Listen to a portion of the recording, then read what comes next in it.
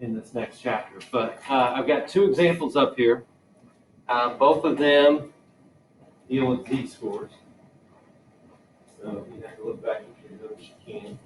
But for both of these examples here, I want you to see if you can find the z-score. And remember our z-score formula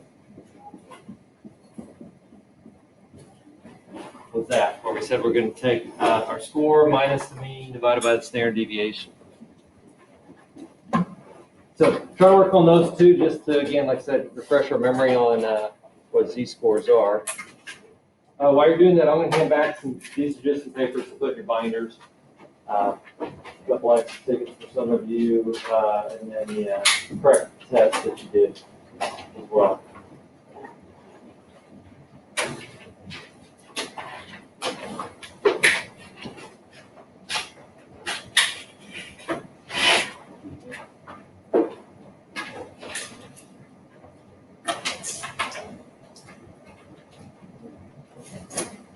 And these are just to kind of put a reminder. As far as things to keep from chapter 1, I would keep this test on hand back, any quizzes, the notes I would keep. Assignments, that's kind of up to you whether you want to keep the assignments. I would keep exit tickets. Those would all be things that might be helpful when the exam rolls around. If your binders are getting pretty full, or something. Yeah.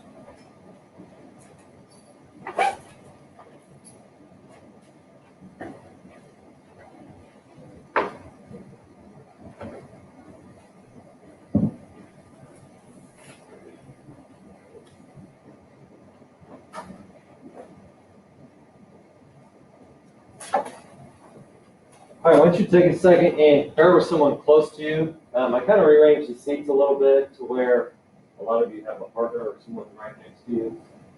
Some of you don't know this was missing, but go ahead and compare real quick and see what you got for those two on your Z-scores.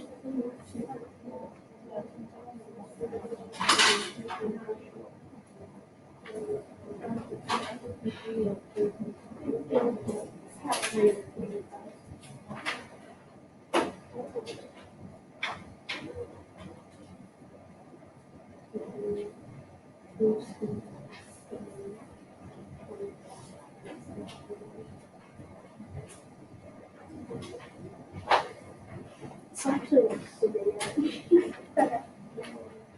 I'm almost done.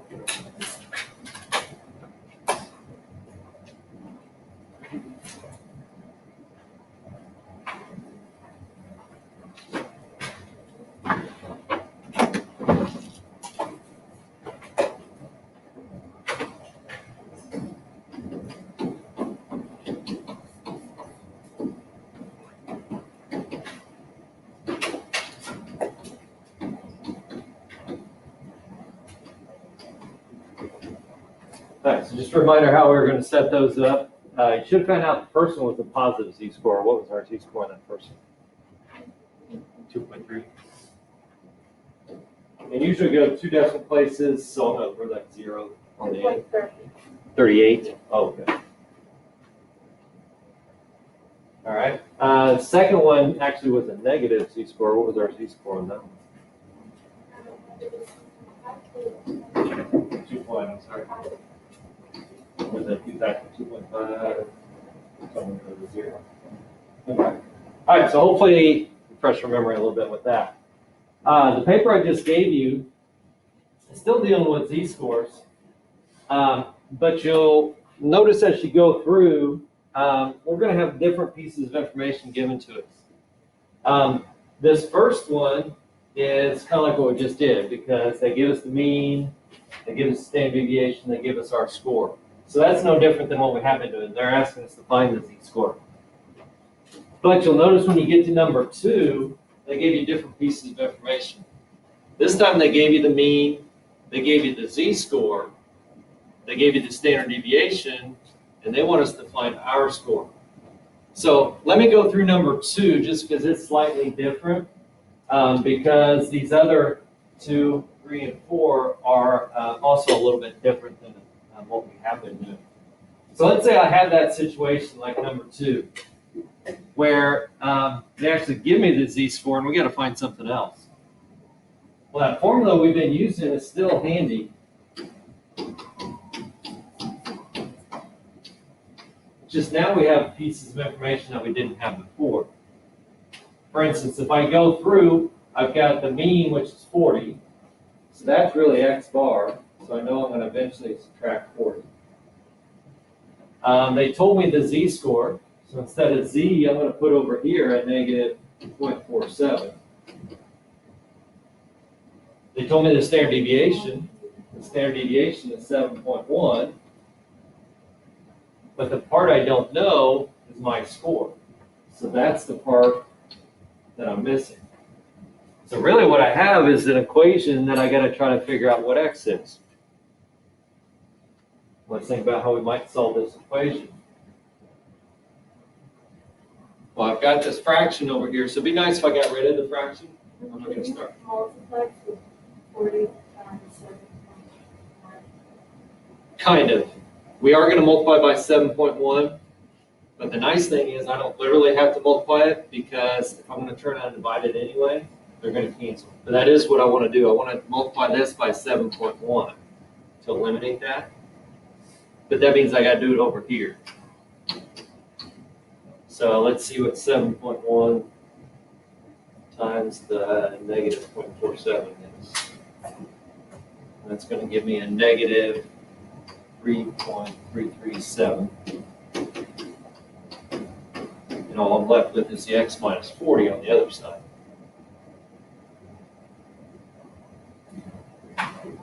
What would be my last step? Add 40 to each side. Yeah, 40 to the other side. So when I add 40 to that last side, I end up with this, 36.663, and that would be our score, or the X factor.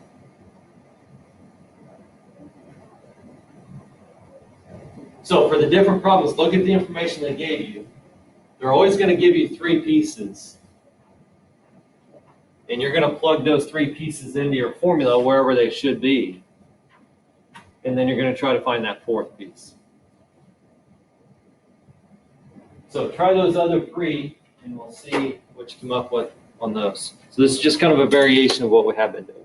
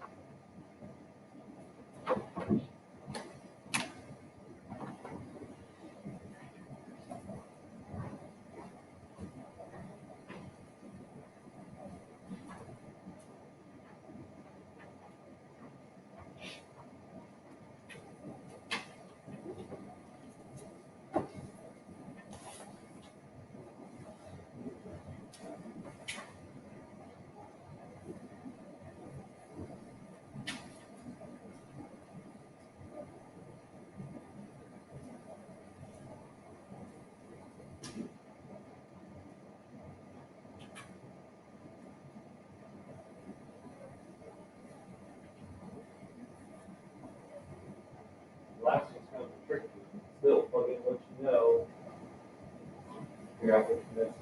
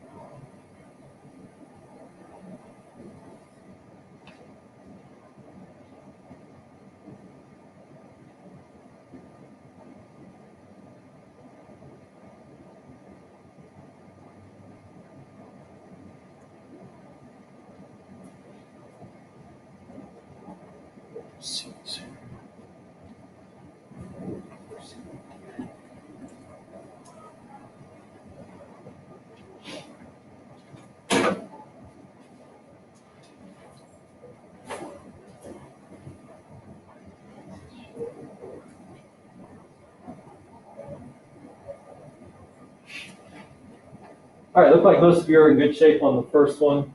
It should have z-score negative 0.39, which you did that one.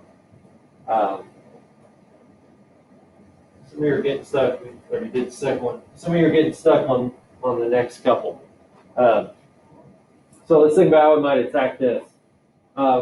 First of all, make sure you have everything plugged in. It looked like most of you did that okay. You can plug in your different pieces that they gave you. But this one, they wanted us to figure out what the mean was, or in other words, what x bar was. Well, to begin with, it's actually no different than what we just did a second ago, because we've got this fraction, we want to get rid of that fraction. So I'm going to start out, and I'm going to multiply both sides by that 10.3. Does that allow me to get rid of that fraction?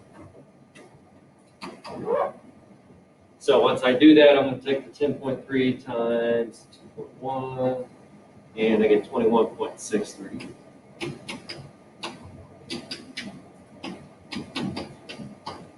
And so now I have this equation. How am I going to attack this equation? Yeah, I'm still going to subtract that, in this case, the 85. Now, that gives me a negative answer, but that's okay, right? Because I have negative 63.37, but that really equals a negative x bar. But I don't want a negative x bar, I want a positive x bar. So if that's negative and I make it positive, then I can turn around and make that positive. In other words, I divide it by negative 4. So our x bar value, or our mean, was 63.37. Now, I always like to make sure it makes sense. Well, I've got a positive z-score, and if I have a positive z-score, that means my score should be bigger than the mean, and that's what I have here. So at least it makes sense. Doesn't guarantee I'm right, but at least it makes sense. All right, then the last one. Again, you fill in all the pieces they gave us. This time, though, they want us to find the standard deviation. So this time I'm trying to find out what the S value is. Well, even though I have S down here in the denominator, I'm still going to do the same step I just did a second ago. I'm going to get rid of that by multiplying both sides by S. So now I have negative 1.8 S. That's equal to 50 minus 56, so I can go ahead and make that a negative 6. And now I got a fairly quick equation because all I have to do is divide. So I'm going to divide the negative 6 by the negative 1.8, and I have that with the standard deviation of 3.3. So still dealing with z-scores there, just a little bit different. I put the same answer, but instead I did the 50 minus 56, and I got negative 6 and multiplied both sides by negative 6. You would have got a slightly different answer.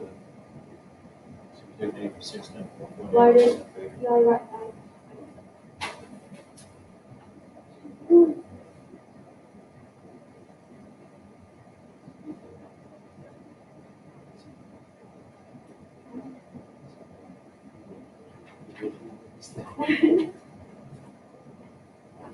The reason that I wanted to spend so much time on the z-score and refresh our memory on that is that's a large part of what we're going to be doing in this next chapter.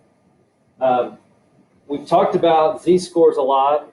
We've talked about percentiles as well. Well, in this chapter, we're going to look and see how do I put those two things together. How can I use the z-score to help me with the percentile? Or maybe in reverse, how do I use the percentile to help me with the z-score?